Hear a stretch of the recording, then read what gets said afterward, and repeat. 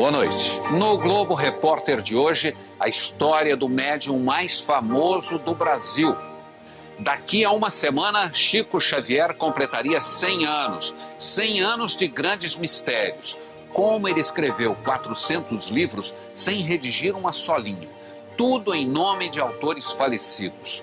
O estranho fenômeno da psicografia. Os mortos podem se comunicar com os vivos? 7 anos depois de morto, Chico está no centro de uma nova polêmica. Existe um código secreto para identificar a autenticidade de suas mensagens? A fé no trabalho de Chico Xavier ultrapassa barreiras religiosas. Até uma família judaica reconheceu palavras do filho morto em 50 cartas psicografadas. E um enigma: a água que brota da estátua do mestre de Uberaba teria poderes curativos? Como um homem pobre, de saúde frágil, conseguiu ter tanta força? O que havia por trás dos óculos, da peruca e da voz mansa que convencia até mesmo os mais incrédulos? Afinal, quem era Chico Xavier? Para cada um, uma resposta. Ele veio com uma missão maravilhosa, isso aí ninguém tem dúvida. Para mim, ele era simplesmente meu pai. Quem era esse mineiro de pouco estudo? Chico Xavier foi o maior paranormal, o maior sensitivo da história da humanidade. É um grande professor. É um marco divisor no espiritismo. Que poder tinha esse homem? Esse homem veio enviado de Deus. Era o Chico, nosso amigo, nosso apoio para tudo, né? Que homem foi esse que trazia para as mães o conforto de mensagens dos filhos mortos? Que ele nos envolvia, a nós mães, com tanto amor, com tanto carinho, e numa empatia tal que ele sofria conosco, que ele nos consolava. Célia é da mesma cidade de Minas Gerais onde Chico nasceu, Pedro Leopoldo. Conheceu o médium quando ainda era criança. Quando em 83 perdeu o filho Rangel com 3 anos de idade, num acidente banal, foi a Chico a quem recorreu. E eu coloquei os 2 braços no joelho dele assim, abaixei a cabeça e chorei. E naquele momento eu fui envolvida por uma paz tão grande, um bem-estar tão grande. As mães que já perderam filhos sabem do que eu estou dizendo. Aquele nó na garganta, aquele coração como se tivesse mãos de ferro apertando. E naquele momento aquilo tudo tinha ido embora. Se eu levanto os olhos, ele estava olhando para mim e falou comigo assim: não sou eu não, minha filha. É o seu filhinho que chegou aí por trás e te abraçou. Mas não foi só. Chico psicografou mensagens que teriam vindo de Rangel. E a mãe não duvida que eram palavras do filho. Eu não precisava de nenhuma prova que era ele. E ele me deu muitas. E aí a gente encontra na mensagem de Chico os nomes do meu pai, da minha irmã que havia partido em 1972, de uma tia do meu marido que havia partido aos 18 anos em 1954. A vida foi muito dura com ela. Tempos depois, mais uma dor imensa. A morte da filha, Mariana, com 27 anos. Desta vez, Chico já tinha morrido, mas os ensinamentos dele ficaram. Acho que o Chico, de alguma forma, ele amparava minha filha do lado de lá. Então, ele não fez falta nesse sentido de não estar mais aqui entre a gente. O maior médium brasileiro deixou um rastro de admiração que resiste ao tempo, aos credos, às teorias científicas. Mas Chico deixou como herança também um enorme mistério. Perguntas sem respostas. O homem, hoje idolatrado pelos seguidores, sofreu antes de ser reconhecido. Quem vai acreditar em mim? Se perguntava o menino Chico. Foi uma infância difícil na pequena cidade mineira de Pedro Leopoldo. Aos 5 anos, ficou órfão de mãe. Logo começava a ver espíritos. Vou te contar um segredo, quer? Nesta cena inédita do filme Chico Xavier, o pequeno Chico aparece conversando com a mãe já morta. Você é o homem mais especial e corajoso que tem por esse mundo todo. Especial é diferente? É porque eu vejo e escuto que ninguém mais vê e escuta? Era mesmo um garoto diferente. E o pai ficou assustado. E meu pai não concordava com as minhas informações sobre vozes que eu ouvia. E o sacerdote que me confessava era um espírito de alta elevação. Ele, então, me aconselhou a aceitar um emprego aos 10 anos de idade, para que meu pai, impressionado com o que eu dizia, não promovesse a minha entrada no sanatório. Eu me empreguei numa fábrica de tecidos. Aos 21 anos, desacreditado, chamado de louco por muita gente, algumas vezes Chico Xavier se recolhia e vinha descansar e pensar à beira deste açude. E teria sido aqui que ele viu pela primeira vez o espírito de Emmanuel, que o acompanhou por toda a vida. Poucos meses depois do encontro com o guia espiritual, chegou às livrarias o livro que escandalizou o país, Parnaso Além Túmulo. E ele colocou no papel poemas assinados por Castro Alves, Olavo Bilac, Augusto dos Anjos, e estrofes, e rimas, e versos, e estilos muito impressionantes. Era uma coletânea de 59 poemas, todos inéditos, assinados por poetas famosos e já falecidos. Todos os jornalistas da época, acadêmicos da época, ficaram impressionados também. Por causa daquele livro, o Chico virou alvo de sucessivas investigações, né? Então, como se explica isso? Porque ele dizia, os livros não me pertencem, eu não escrevi nada, eles, os espíritos, escreveram. Foi a primeira obra de uma intensa produção literária, sucesso de vendas. Mas Chico nunca recebeu um centavo. Viveu com o salário de escriturário até se aposentar. Toda a renda dos direitos autorais foi para instituições espíritas. Os livros não me trouxeram dinheiro e nem me dão dinheiro, mas me trouxeram aquilo que eu considero muito acima do dinheiro, que é a amizade de muitos amigos. Ele ganhou projeção nacional a partir da sua primeira e histórica participação na TV em 1971. No programa Pinga Fogo, ele respondia perguntas de todos, jornalistas, da plateia e de convidados. Foi a primeira vez que uma sessão mediúnica espírita foi transmitida e realizada dentro de um estúdio de televisão, ao vivo, né? Hoje, o Brasil é a maior potência espírita do mundo. A partir do trabalho de Chico Xavier, o espiritismo cresceu no país. Ele tem um legado fundamental. Ele criou padrões da prática da caridade, padrões na literatura, padrões de exercício da prática mediúnica, o próprio ritual de exercício da prática mediúnica, especialmente a psicografia. E as psicografias de Chico Xavier ajudaram até a mudar os rumos de uma história policial em Goiânia. Num caso inédito da justiça brasileira, as mensagens do além ajudaram a inocentar o acusado do crime. A própria vítima, em mensagem psicografada, teria esclarecido: foi um acidente. O juiz aceitou as palavras do morto e absolveu o réu.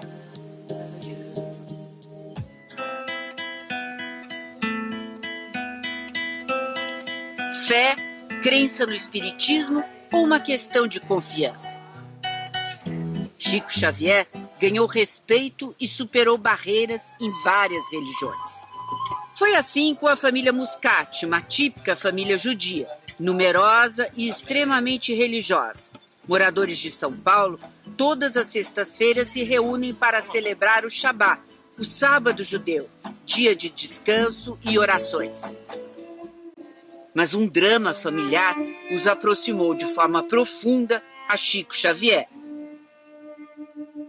Eu rotulo ele o melhor homem que eu conheci aqui embaixo. o Chico Xavier, junto com meus filhos e meu marido, me deram o alicerce para que eu pudesse me manter em pé e continuar a viver. A morte inesperada do filho primogênito, Roberto, há 31 anos, abalou intensamente a família. Aos 19 anos, ele fez uma cirurgia de desvio de septo e sofreu um choque anafilático, uma reação alérgica súbita, com os medicamentos pós-cirúrgicos, e não resistiu. Olha, a morte do meu filho realmente foi o fim do mundo. E é o fim do mundo até hoje. Mesmo passado tanto tempo. Fazem 31 anos que meu filho desencarnou e parece que foi ontem.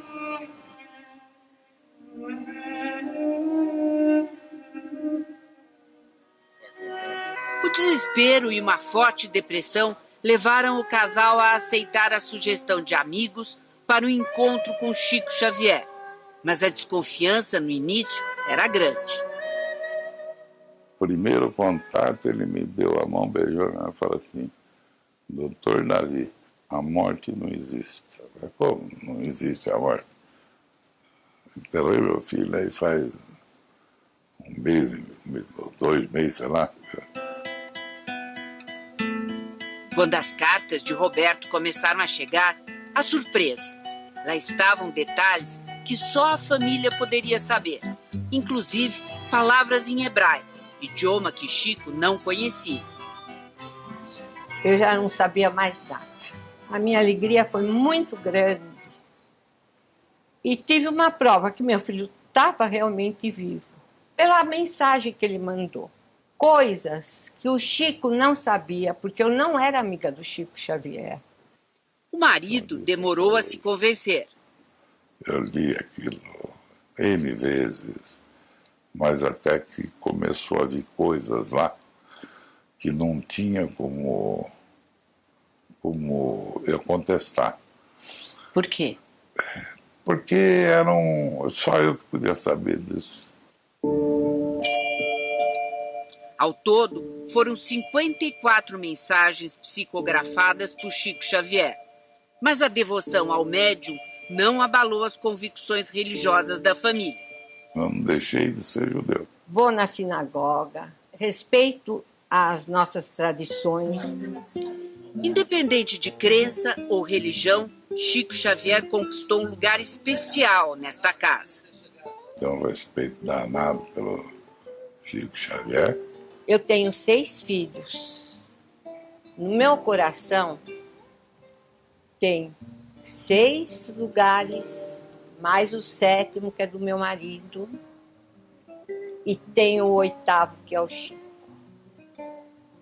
Então, no meu coração, ele está sempre presente.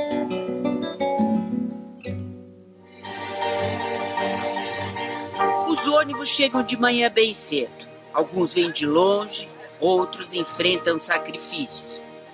Mas não há semana que eles não apareçam para uma peregrinação em Uberaba.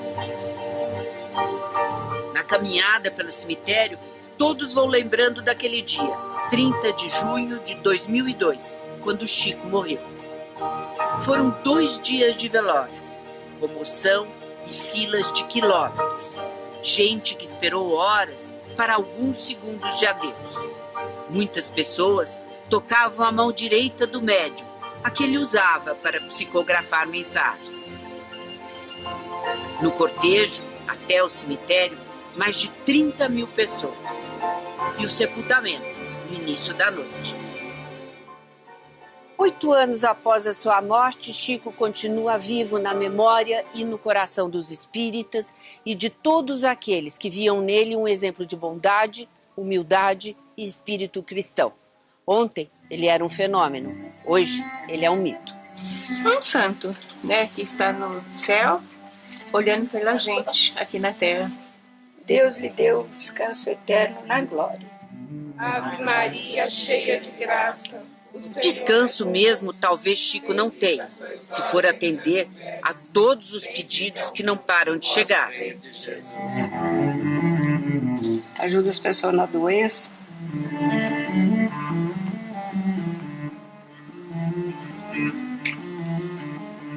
É tristeza. Dona Isolina vende flores em frente ao cemitério.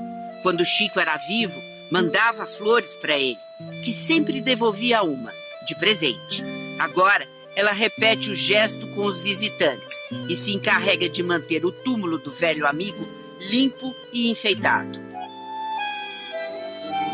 Dona Isolina nos revela mais um mistério sem explicação. Gotas de água escorrem do busto de Chico. Isso acontece sempre que alguém toca com o dedo o bronze, já manchado pela umidade. Eu sempre vi uma manchinha, limpava a manchinha. Aí daí 2 dias eu vinha de novo, via, mas nunca, assim, observava o que era, o que não era, né? Aí de repente comecei a ficar preocupada. A florista afirma que a água é poderosa e já curou uma dor de cabeça que ela sentia. Para mim é uma água benta, uma água sagrada, para mim, né? Para esta antropóloga que estudou a vida de Chico Xavier, o que acontece aqui é uma mistura entre espiritismo e catolicismo, tipicamente brasileira. Ele era considerado em vida um homem santo. Mas para o catolicismo, um santo faz milagres. Chico Xavier não fazia milagres, né? Nem era essa a proposta. Então, quando se busca, quando se vai ao túmulo de Chico Xavier hoje, em busca de curas e etc., você está buscando de Chico Xavier alguma coisa que é fora do campo espírita, que de mais uma vez mostra essa aproximação e essa interseção que se faz entre o catolicismo e o espiritismo. A senhora acha que isso é um milagre?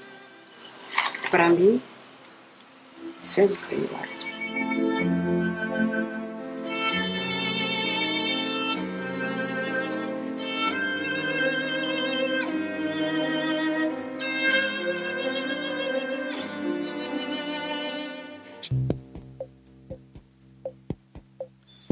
Um autor com 400 livros publicados, mais de 50 milhões de exemplares vendidos e nenhuma linha redigida por ele mesmo. Quem escreve são os espíritos, dizia Chico. Ele apenas ouvia vozes que ditavam e reproduzia tudo com uma rapidez espantosa. A psicografia tornou famoso o médium de Uberaba, portador de obras inacreditáveis e de mensagens que aliviaram a dor e o luto de milhões de brasileiros. Ainda hoje, esta é uma cena comum em Uberaba. Pessoas que perderam parentes queridos lotam os centros espíritas à espera de uma palavra. É muito difícil a gente perder um filho com 21 anos, plena vida, um menino que gostava de viver intensamente, um filho sem vícios, um filho carinhoso. O casal Marco Antônio e Ana Lúcia, do Guarujá.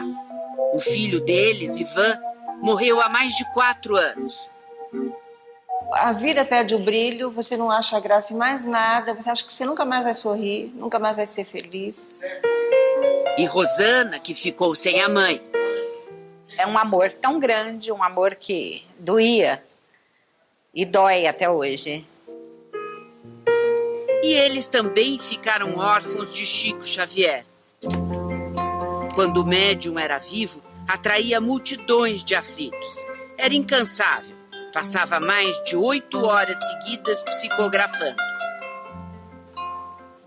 Mas como explicar essa estranha capacidade? Para a ciência, a mediunidade de Chico Xavier permanece um mistério. Os fenômenos espirituais mediúnicos do Chico, eles são de uma variedade, de uma diversidade, de uma qualidade extremamente impressionantes, mas infelizmente ele foi pouco estudado. A Associação Médica Espírita e o jornal Folha Espírita de São Paulo realizaram a única análise já feita das cartas psicografadas de Chico Xavier. Eles pesquisaram 45 casos. A grande maioria da pesquisa revelou que o Chico desconhecia completamente. Mais de 90%, ele desconhecia essas pessoas. E mesmo sem conhecer as pessoas, 71% das cartas tinham mais de 3 fatos pessoais, coisas que Chico não poderia saber. Em 42% dos casos, as assinaturas eram diferentes das originais. Mas todas as mensagens foram reconhecidas e autenticadas por mais de 2 pessoas da família.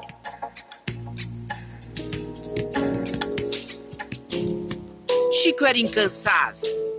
Mesmo doente e já idoso, não deixava ninguém sem resposta. Tenho aprendido nesse tempo todo que a mensagem é um fator de informação segura para reconforto e condução espiritual da criatura dentro do seu próprio lar ou dentro do seu grupo social. 2 antigos parceiros do médium tentam hoje preencher o vazio deixado pelo mestre.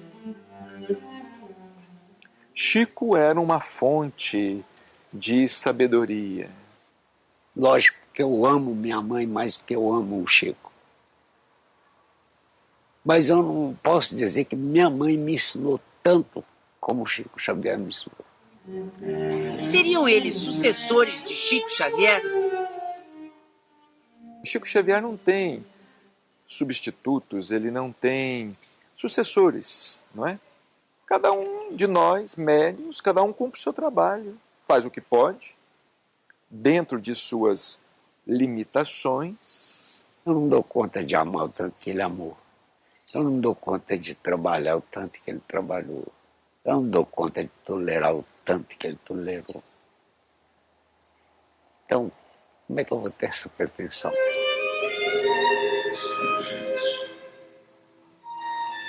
O casal Marco Antônio e Ana Lúcia já completou 14 viagens a Uberaba, em busca das mensagens do filho. Desta vez, vieram com a filha e as netas. Chegaria mais uma mensagem do filho? Alívio. A primeira carta tinha endereço certo. Para eles não há dúvidas, foi o filho que escreveu. É dele mesmo, tenho certeza absoluta. Depois vem nomes que só nós sabemos. Nomes às vezes até difícil, sabe, de se escrever, de se pronunciar. Do vovô Valdomiro e da vovó Joaquim, do vovô Rui. Rosane explode em lágrimas quando é chamada. Vocês estão todos em meu coração. Do que ele falou, citando os nomes, né, dos avós. Quem ia saber aqui o nome dos avós dele? Rosana também chora muito. Eu senti o mesmo impacto quando ela faleceu. Mas hoje foi de alegria. Ela tem certeza de que foi a mãe que escreveu a carta. Eu não duvidei um minuto que não fosse a minha mãe, que não fosse as palavras da minha mãe. Rosane, que tem outros 3 filhos, até hoje não se conforma com a perda de Anderson. Eu acho que eu nunca vou me acalmar. Mas as palavras que seriam do filho começam a trazer paz. Você vai voltar outras vezes aqui? Com certeza. Pode ter certeza. Por quê? Porque eu sempre falo, mãe é aquela que gosta de saber onde o filho está, como ele está, aonde ele está.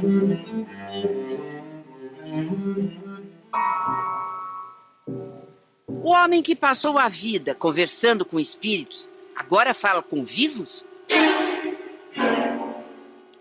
Depois de morto, Chico Xavier criou mais um enigma. Seria ele o autor das mensagens captadas por seus seguidores? Ele já se comunicou através de diversos médiuns, inclusive por meu intermédio. Eu recebi uma carta dele. 2, aliás, 2. Entreguei muito de minha vida ao trabalho mediúnico, mas os encontros e as lições advindas dos corações de mães, de pais e de tantos outros me revelam um amor que eu pouco conhecia.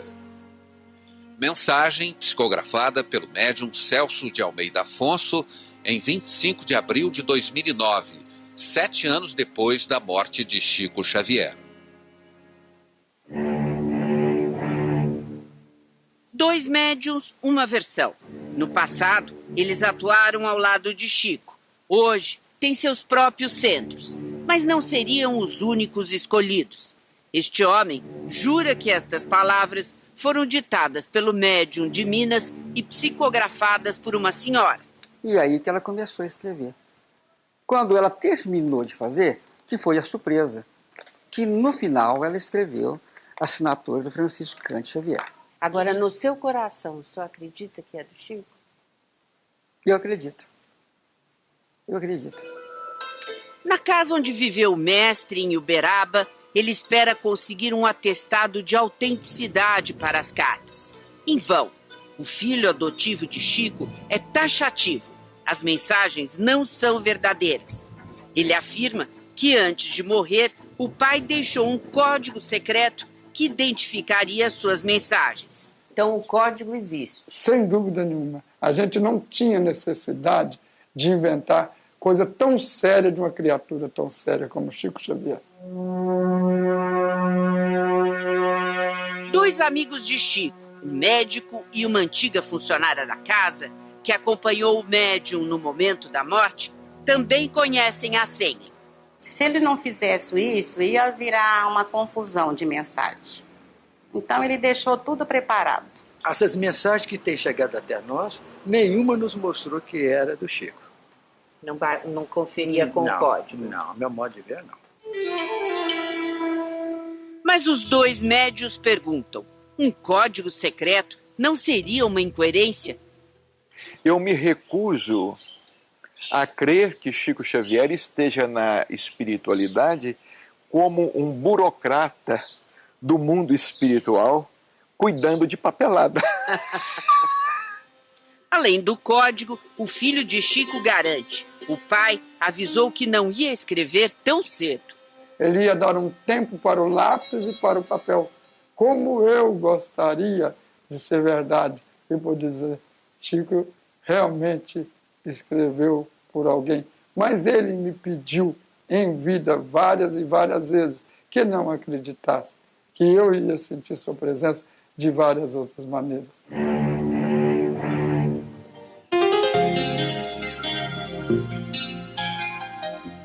O que será que faz dessa cidade mineira um lugar tão especial para os admiradores de Chico Xavier? Quando Chico veio para cá em 1959, ele já era um médium famoso. Mas Uberaba era apenas uma acanhada cidade do sudoeste de Minas Gerais. Não havia aqui nem 10 centros espíritas. Mas depois de Chico, as coisas mudaram. Caravanas de pessoas que vinham vê-lo enchiam a cidade. Foram abertos mais de 100 centros. E Uberaba ficou conhecida como a capital espírita do Brasil. Até hoje, a presença de Chico é forte em todos os cantos da cidade. Aqui está a raiz, a gente tem que conservar. Aqui está o que ele plantou. Ela caminha com dificuldade. Que idade tem? 80? 90? Ninguém sabe. Hoje é quem guarda a chave da Casa da Prece, lugar onde Chico fazia sessões espíritas. A casa continua aberta para receber quem chegar. Tudo aqui está praticamente igual ao que era, quando multidões vinham em busca de uma palavra de esperança. Aqui, a cadeira de Chico, exatamente onde ele deixou, na última vez que esteve, para psicografar mensagens e atender os aflitos. Encarnados na Terra, espíritos... O homem que dizia conversar com os mortos se preocupava mesmo era com os vivos. Além do conforto espiritual, ele fazia questão de dar apoio material.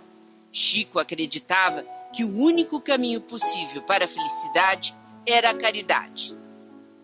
Não apareceu, por enquanto, nenhuma frase resumindo uma filosofia correta de vida como aquela pronunciada por Jesus: amai-vos uns aos outros como eu vos amei. Isto é, amar sem esperar ser amado e sem aguardar recompensa alguma. Amar sempre. Ir ao encontro dos mais humildes, ajudar os mais necessitados. Para Chico Xavier, essa era uma missão. Durante anos, todos os sábados, no início da tarde, ele ficava na sombra daquele abacateiro ali para fazer uma grande distribuição de alimentos, remédios, roupinhas de nenê. Não era preciso fazer uma ficha ou ter o nome numa lista. Quem chegasse levava a sacola com donativos. No começo era uma peregrinação pelas ruas do bairro pobre. Com o tempo, a fila foi aumentando. No Natal, a fila chegava a vários quilômetros. Dona Badia conheceu o médium caridoso. Quando eu estava grávida, vinha buscar enxoval para meus filhos, na época do frio, os agasalhos. Além da ajuda, Chico deixou um exemplo de vida. Quem chega na minha porta também, sempre eu tenho alguma coisa para dar. Um prato de comida, uma xícara de café, um pão. Um outro abacateiro, a mesma sombra acolhedora. Hoje, mesmo sem Chico, a distribuição continua. Ela acontece agora nesse centro. E a nova árvore foi plantada ali para lembrar os velhos tempos. Voluntários e amigos ajudam do jeito que podem. O médico pessoal de Chico Xavier, o Dr. Eurípides, dá assistência médica gratuita desde a chegada do médium em Uberaba. A presença do Chico proporcionava àqueles que estavam em torno dele de ajudar. Então nós fomos nessa fileira e aí tornou-se uma amizade muito grande. O jantar que Chico oferecia aos necessitados uma vez por semana também continua a ser feito. Essa cozinha foi um dos poucos lugares em que ele esteve pouco antes de morrer. As cozinheiras ainda são as mesmas. Tá ótimo. Dona Ifigênia, Neuza também são voluntárias. E o tempo todo a imagem de Chico Xavier é celebrada. Unidos, oramos, sendo gratos pela oportunidade de estarmos na casa de Chico Xavier, nesta bênção, nesta força e nesta luz.